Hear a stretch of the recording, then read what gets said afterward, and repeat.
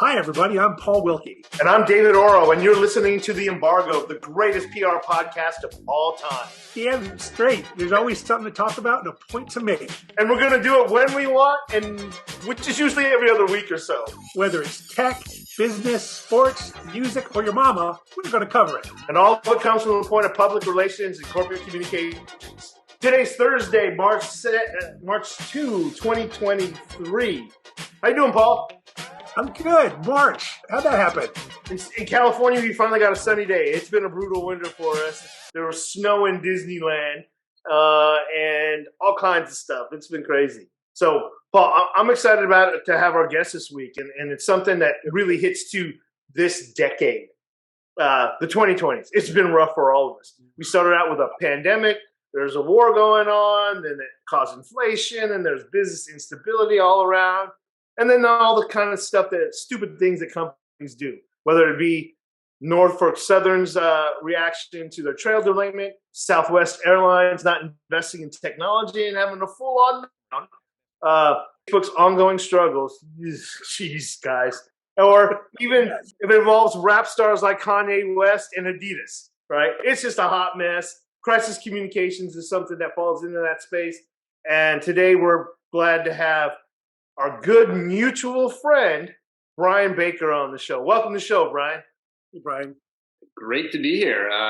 Thank you guys for having me on. I've been following the Embargoed ever since its inception, over 50 episodes ago. I can't believe it's been 50 episodes. So congratulations on continuing to put out good content, and I'm glad to be a part of it today. And Brian, I want to thank you for at least listening to one episode. I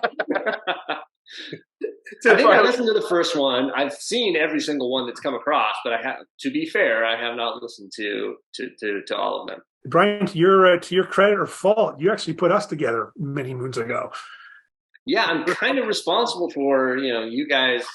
I mean, you end up living in this same area of the Bay Area, but glad to introduce two very good PR people, and look where it's ended up.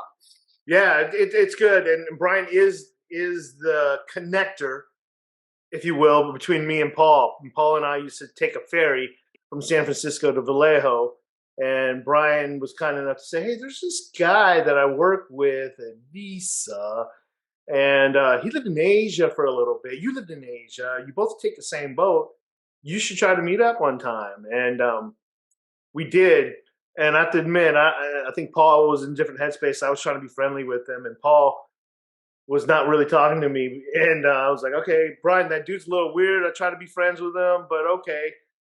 He ended up being one of my best friends in and around the region. It just took a little while to warm. And I'm glad you connected us. You had to make sure you were friend worthy. He's got a high bar. He's got a high bar. Or a low bar. Down the wind, and I'm grateful for it, Brian. Thank you. Yeah. So what do you guys want to talk about today? Well, first of all, tell us what you're doing today. You and I met years ago at Fleischman Hillard. Then you went off and did a few things. What are you up? Tell us about where you are and where you've been. Yeah. Well, since you and I worked together many, many decades ago back at Fleischman Hillard, I've spent time on the agency side. After doing some work on the agency side, I went in-house. One of the in-house gigs that I had was at Visa. That's where I met Paul. And when Paul and I were at Visa, it was a fascinating time to be there. They were going from 5 different independent operating organizations into a single public entity, and just the amount of work that was required in order to make that happen was pretty phenomenal. Paul was was very strategically involved in the IPO process, and that was really interesting. It was also when some of the first big data security issues started to happen, and the team that was at Visa at the time really put together how best to effectively respond to some of those big data security breaches that were happening 10, 15 years ago. And then there was class action litigation. There were severe regulatory pressures that Visa was facing on a regular basis. So we really got to dive in deeply and deal with a lot of issues, deal with a lot of crisis situations. And I felt like the team at Visa did a really good job of handling a lot of those issues. And that sort of spawned my interest in crisis communication. So after leaving Visa, I went back to the agency side. I mean, nobody does that, right? Like that's idiotic. But I went back to the agency side because I wanted to focus on crisis communication. So I had a couple of different agency experiences, one at MSL, one at Brunswick Group, and it allowed me the opportunity to work on a lot of really interesting crisis situations. And after doing that for a number of years, I sort of ran into a situation where a lot of companies would come to Brunswick Group and say, hey, we need help. If they were big companies with big budgets, Brunswick was perfectly set up to help them. But if they were smaller, fast growing companies with limited budgets, maybe Series A, maybe Series B, they typically just didn't have the budgets that are required when you want to bring on Brunswick or an Edelman or one of the other big agencies. And so I thought there was an opportunity there because these smaller agencies weren't really getting the support they needed, whether that was to be more proactive with how they were responding to crisis situations or how they wanted to prepare for crisis situations, or how they needed to respond once a crisis already occurred. There weren't a lot of consultants doing that. There weren't a lot of smaller agencies doing that. So I thought that was an opportunity. And so that's how I started Big Sky Crisis Communications, and have been focused on that since early 2019. And it's been a fun ride. I get to be an entrepreneur, so get to scratch that itch. Both of you guys know what that's like. Comes with all of its own interesting challenges and opportunities. I like being my own boss. Sometimes I can be a real jerk and say like, no, you actually have to work today. Sometimes I can be a really cool boss and give myself the day off to go skiing or go bike riding. But it's been a great opportunity to serve that small to mid-size, fast-growing technology market and help them deal with crises more effectively. And so that's what I've been doing, and that's what Big Sky does. Yeah, clearly I'm a jerk because I've been chained to this desk for 15 years. I don't know how you're getting that time off, dude. It's all about balance, man. I mean, when you work in crisis, like one of the biggest things you'll learn is it's intense.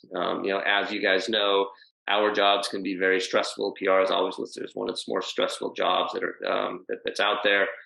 Crisis is particularly intense. And so if you don't find ways to balance that intensity with some time off, with a chance to recharge your batteries, then you're not going to be very good at what you do. And so I just make sure that I build in some time to spend with my daughters, spend skiing, spend with friends, spend with family, spend with my girlfriend. So it's all part of just making sure that, we're only here once, so let's have fun while we're doing it. And so work a little bit, play a little bit, and try and make a little money along the way.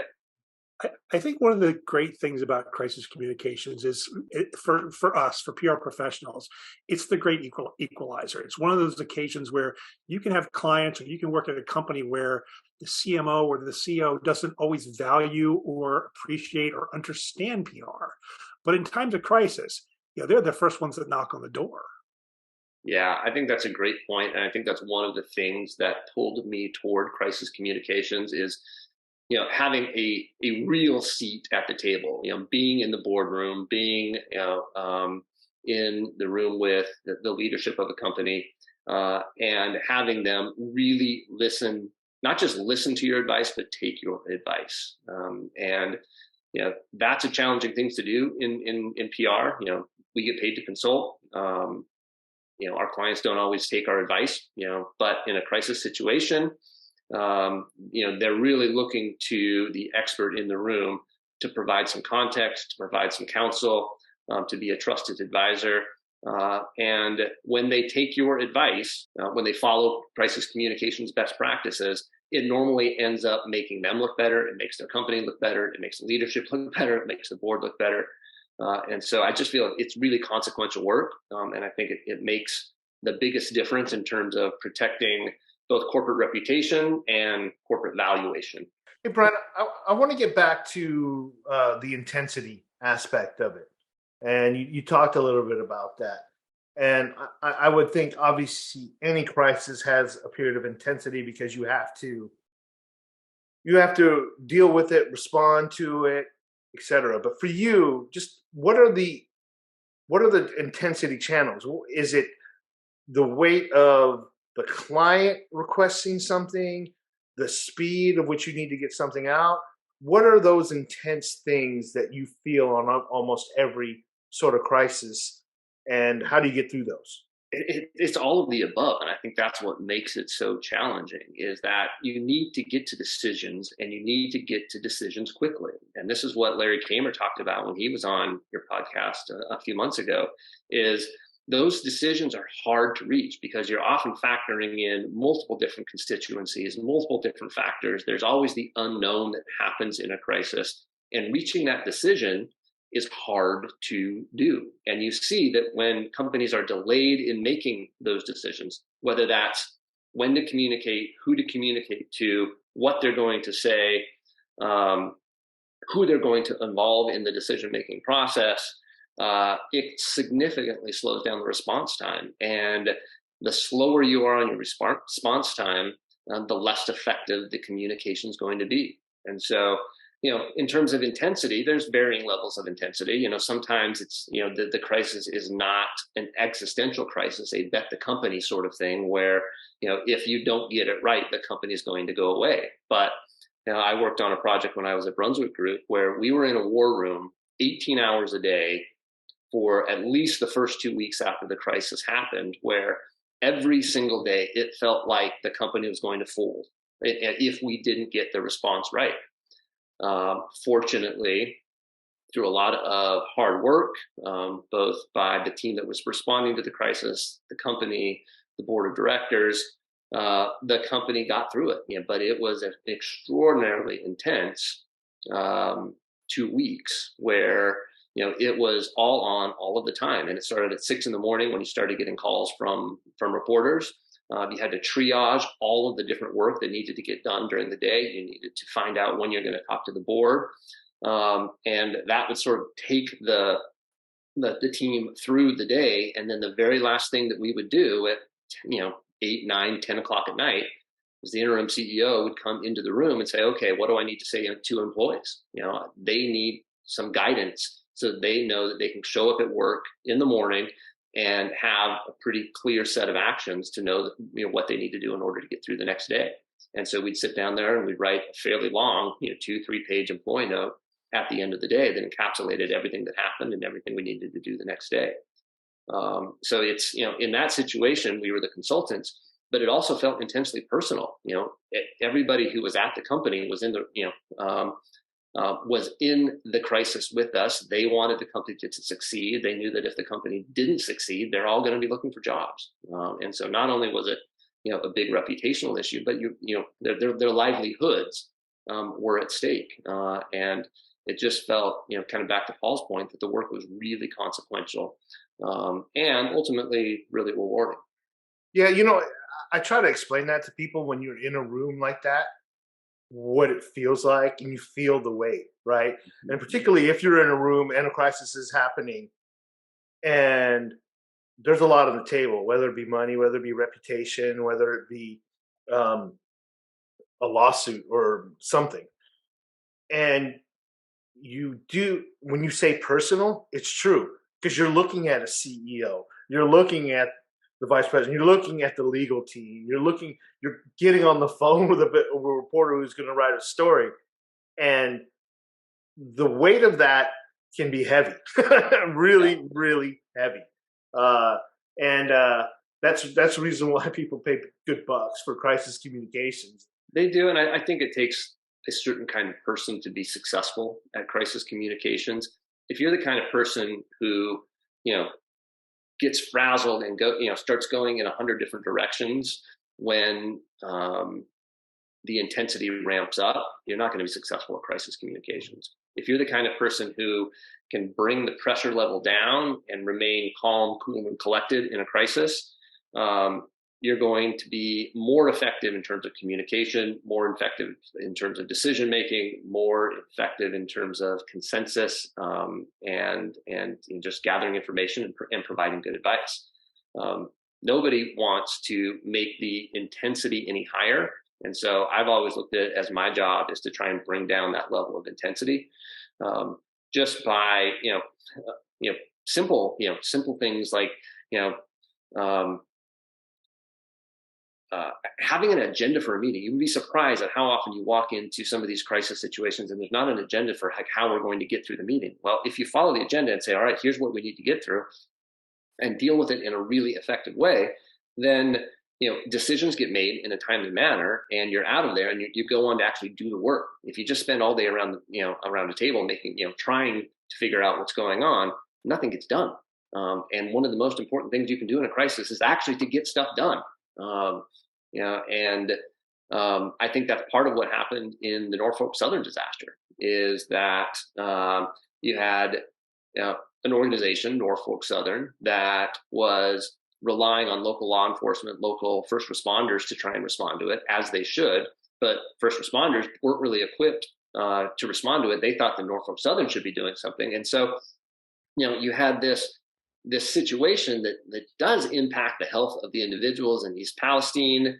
You have a situation that needed some immediate communication. It needed some immediate action, and it just wasn't happening. And as a result, the company has been on the back foot since the derailment happened.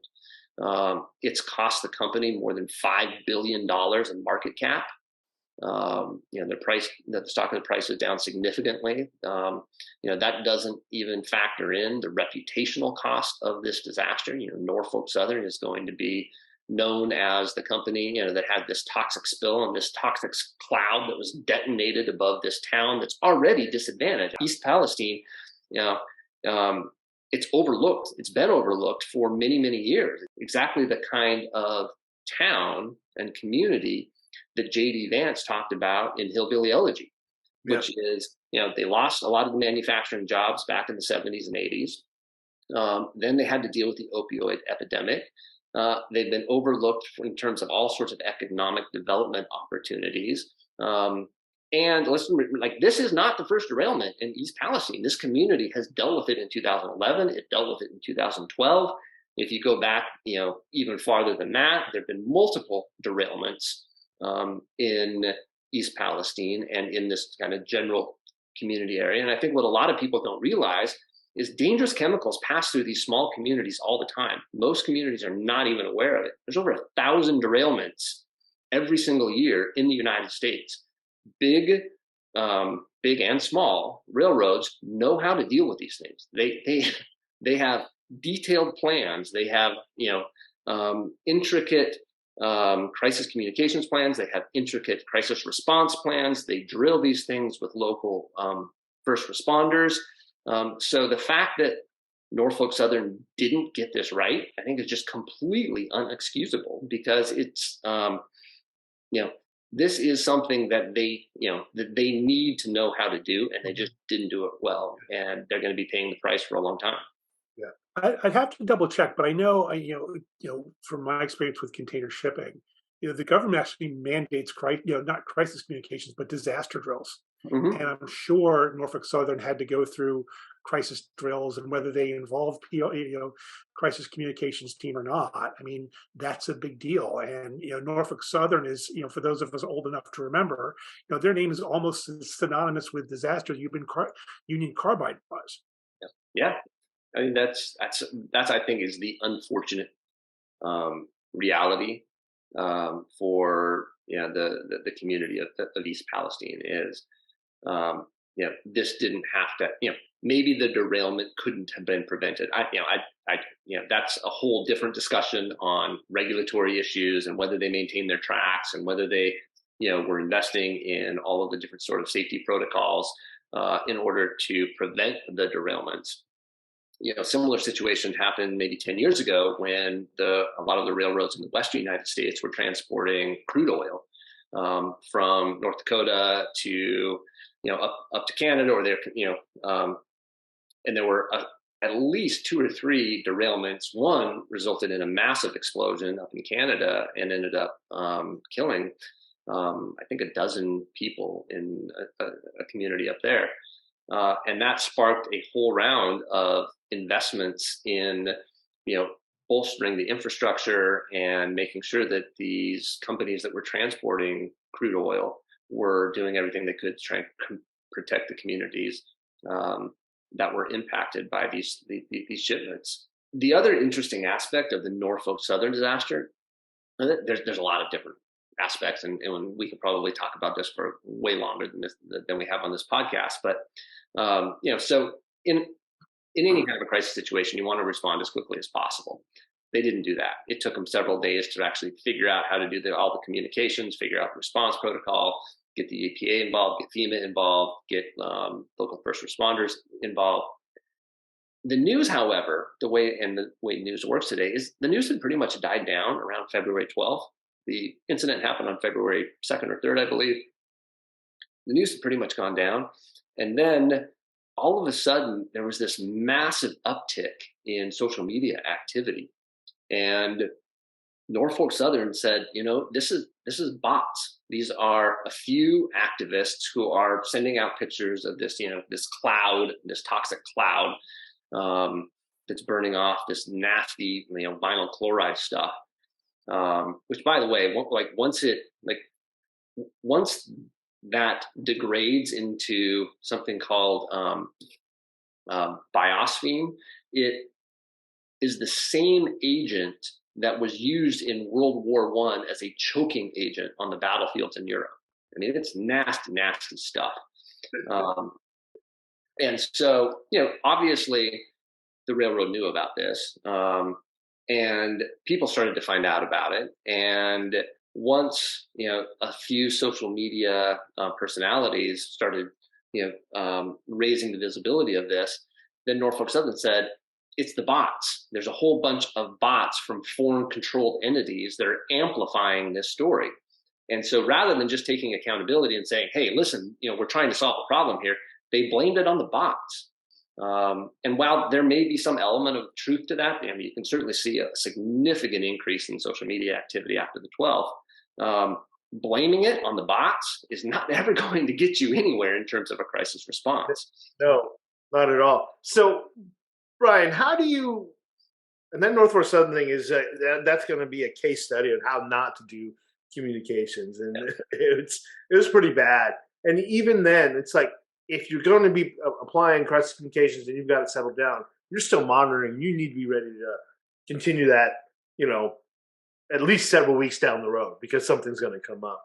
And they got taken. Are there things that you do to get ready for a crisis that you advise clients to do on a regular, like sort of a template, if you will? I mean, each situation is unique. But, when you talk to clients, sometimes it's not something that they want to do until there's a crisis, which is often too late. How do you work with clients? Well, getting organizations to do a crisis plan, whether you call that a playbook, a plan, or a response protocol, getting them to do that ahead of time is tricky. What normally happens is there's a small crisis, a small issue. It feels like it could be a big one. And it's enough to scare the CEO, the general counsel, or a board member into saying, you know what, that was a close call. We should get more prepared to deal with a real crisis if one were to occur. So that's often an important inflection point. The other inflection point is if they are getting ready to become a public company, or if they're getting ready for a next big round of funding and they're expecting that additional scrutiny that could come with a crisis event. That's often another inflection point for them. What I often advise as the first thing to do before you even develop a crisis plan is just sit down and do a vulnerabilities analysis. Look at all of the potentially terrible things that could happen to your company, whether they are self-inflicted or externally caused, and then map those out and figure out which of those events are most likely to cause the biggest reputational damage and the biggest operational damage. And if you find 3 or 4 of those that are most likely to cause the most damage, get ready for those. And the best way to get ready for those is to have a full-blown crisis communications plan. But if you don't have a full-blown crisis communications plan, at least have a 1 or 2 page protocol of how you're going to respond in a crisis, and have some of the basic elements in place. Have media statements ready to go. Have a crisis team. Who's going to be the decision maker in that crisis team? Who's going to be involved in advising the decision maker on those specific issues.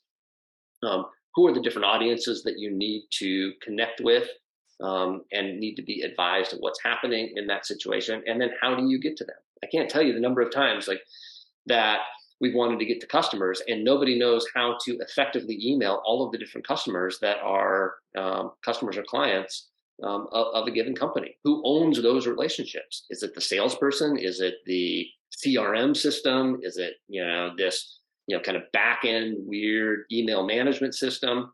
Is it, a file that sits on the CEO's desk? It's simple things like that get really complicated in a crisis situation, and you don't want to be figuring that out in the heat of the moment. So that would be my initial advice: is look at the things that could potentially happen, figure out how big of a risk those actually are, and then do a little bit of planning to make sure that you're ready to deal with those. And then, if you really want to, move down the crisis spectrum towards full preparedness, do a simulation. Sit around the table and test yourself. See what would happen if there's a cybersecurity incident. How would you respond to that? Who would you involve? Who are you going to call in?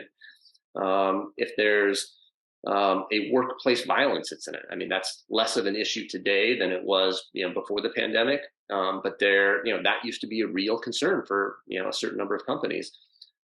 Is how would you deal with either a disgruntled employee or the significant other's ex who comes in and wants to cause problems? How do you deal with those? So my advice is always, it's better to be prepared. Most companies wait until a crisis actually happens, and then they pick up the phone and they call an agency, they call a consultant and say, help, can you help? And then you just scramble. You work really fast, you work really hard, you try and follow crisis communications best practices, and you get the response done, as quickly and as effectively as you can. But it makes it so much easier if you've done a little bit of planning ahead of time. Yeah, and I think that planning is crucial. And one of the things you make a really good point that I think there's sort of an assumption that when you do crisis scenario planning, you have to come up with everything.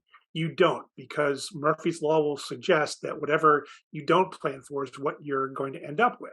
But by practicing and putting best practices in on how to deal with a crisis, maybe not a specific crisis or not the crisis you're anticipating, you can always sort of take from the playbook and alter it. And I think a great example is, look at East Palestine. They weren't prepared for this, but their crisis communications, the town itself actually did a pretty good job of communicating effectively.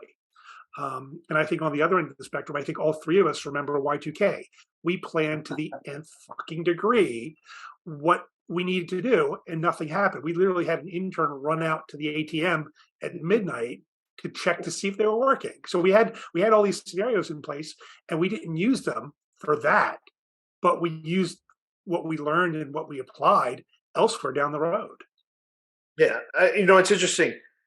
The people who do crisis communications and prepare for it, they just keep adding for whatever they think is coming. So if it happened, it's definitely in their crisis communications playbook. A while back, I was handed the United Airlines crisis communication playbook. It was this thick. It was huge. And that's everything from a hostage situation to a medical emergency on the plane, somebody dying, poisons, bombs, stabbings, strikes, labor disputes, plane malfunction. It's amazing how that is. And my good friend Nigel Glennie, he's out there. He used to do, I think it was Hilton. I want to say Hilton. And he did crisis comms there. And he said something that was insightful and obvious, but I had never recognized it. He's all, anything that happens at a hotel happens anyplace else in the world, right? People sleep, they shower, they eat, they visit, they get robbed, right? There's a fire, there's gunshots, anything can happen in one of these places. And if you look at it across the board, a lot of companies don't prepare for anything can happen in their place. And like you said, Brian and Paul, you don't have to do everything, but you ought to be prepared for something. So, yeah. And Southwest Airlines is another good example. You mentioned it at the top of the podcast. they have one of those great big books. And you know what? Southwest Airlines is one of the best organizations in terms of communicating with its customers, but they could not have possibly foreseen a complete meltdown of their system and stranding tens of thousands of passengers across the United States and having everything disrupted for multiple weeks. That's just not something that they could possibly imagine in all of their planning. And when the full system melts down like that, you see how difficult it is to try and stay on top of the messaging, on top of the narrative, and maintain that trust in among your constituents, among your customers, or among all of the different players that are involved out there. And I think that's also where Norfolk Southern has missed the opportunity, is because they weren't out there actively communicating. They lost the trust of everybody that had any interest in the situation whatsoever, whether that's regulators, lawmakers, first responders, community members, the general public.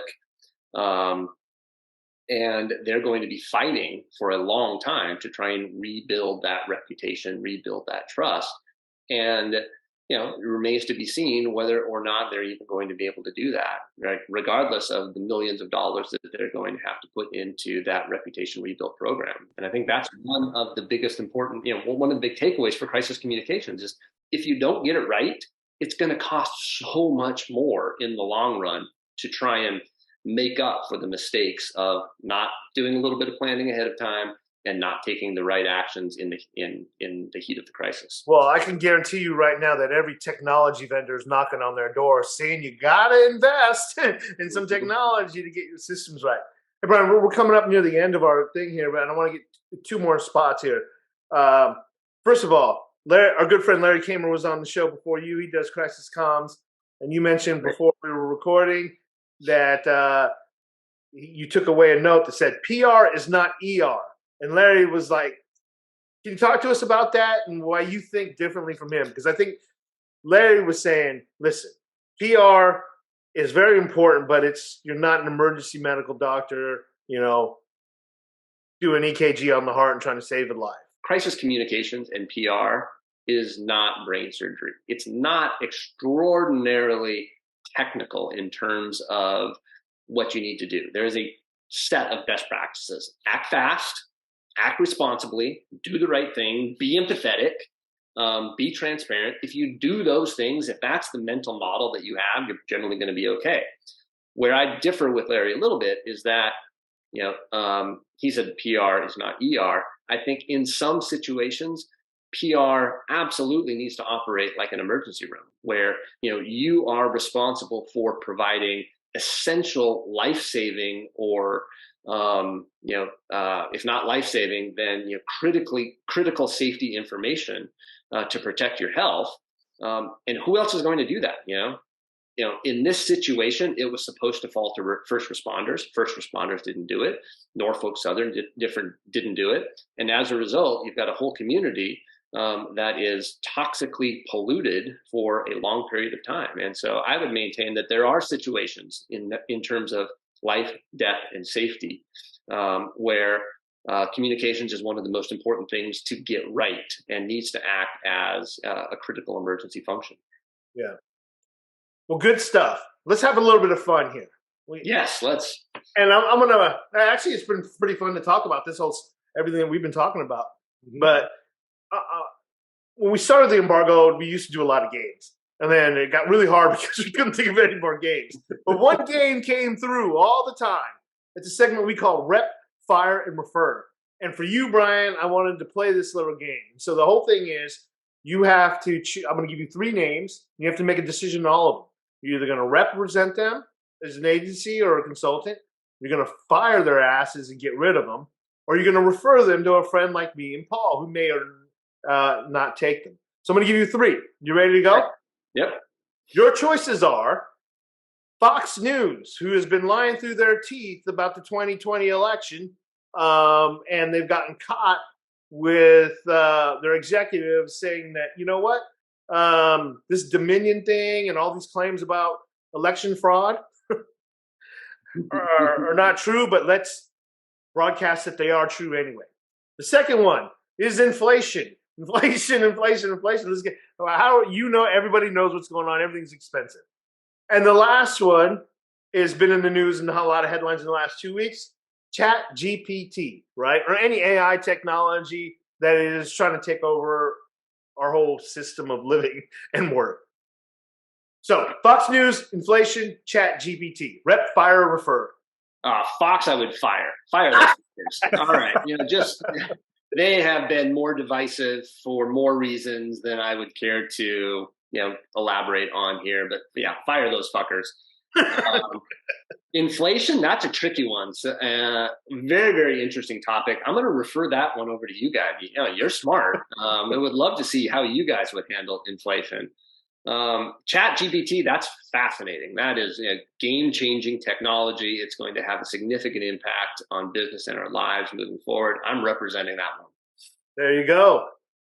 All right, Brian. Well, thank you for having us on the show. Dude, your insights were great. Funny. Brian and I are pretty good friends. I don't think we ever talk about this kind of stuff. No, we talk about fishing. We talk about backpacking. Backpacking and fishing. So good to hear you in your professional world. Right. Thanks for having me on. It's been a lot of fun. I was a little nervous coming on here. You guys have been doing this for a long time. I'm a relative rookie when it comes to podcasting. So, Brian, you're welcome anytime. And I think one of the key takeaways from the conversation today is, I think all of us in PR are adrenaline junkies at heart. But no one ever wants to have to do crisis communications at the drop of a hat. That's where preparation, messaging, scenarios, a plan really comes into place. And the work you're doing and the work you've done over the years is a testament to that. Thanks, Paul. If there's ever a chance for us all to work together, I think we could have a lot of fun, regardless. God help what company that would be. I don't know what it would be. See you at Fox News. All right, guys. Thank you. Great show, and we'll see everyone else when we decide to do another one. Take care, everybody. Thank you. Take care, guys. You're looking for trouble? Came to the right place. You're looking for trouble? Just look right at my face. I was born standing up and talking back. My daddy was a green-eyed man.